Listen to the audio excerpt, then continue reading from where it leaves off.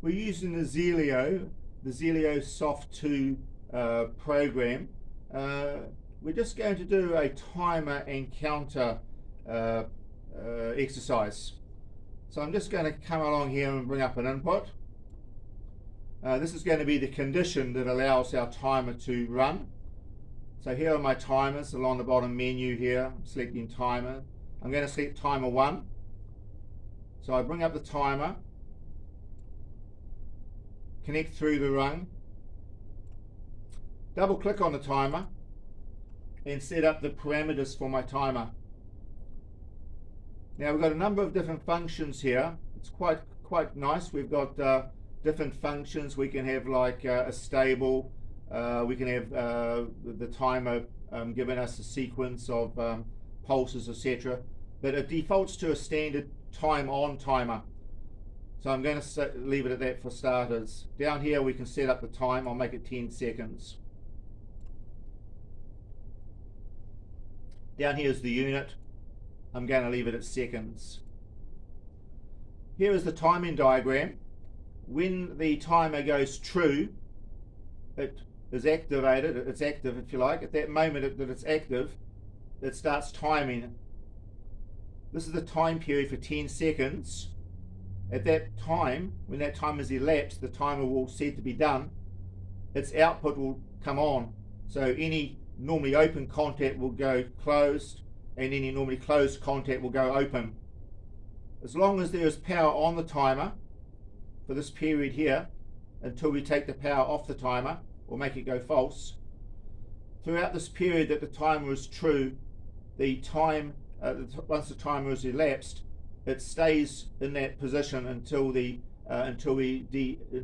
timer is now false. So any output change from the timer stays that way until the timer is turned off.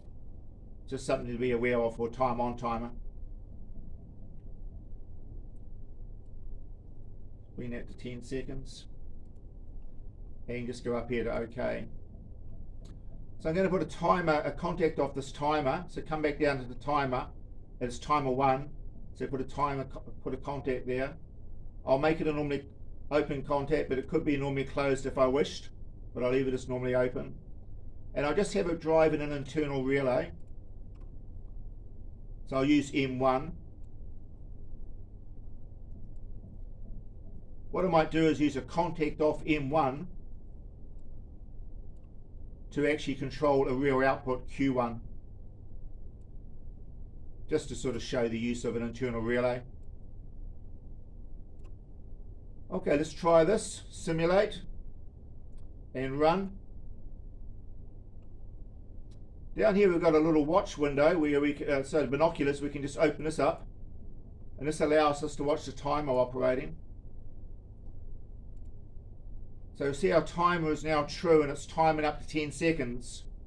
When it gets to 10 seconds, it is then done or completed. This contact which was open now goes true. The internal relay M1 has now gone true and its contact has gone true and it's now turned on output Q1. So very simple to operate. Just make it go false. You'll see the timer has reset itself. Make it go true and it's now doing another cycle. Okay, that's it for timers, everybody. I hope you find that's easy to do. Encourage you to download this software and have a play with it. Very intuitive, very easy to work with. Thank you for watching and I'll catch you in the next one, which I'll do counters.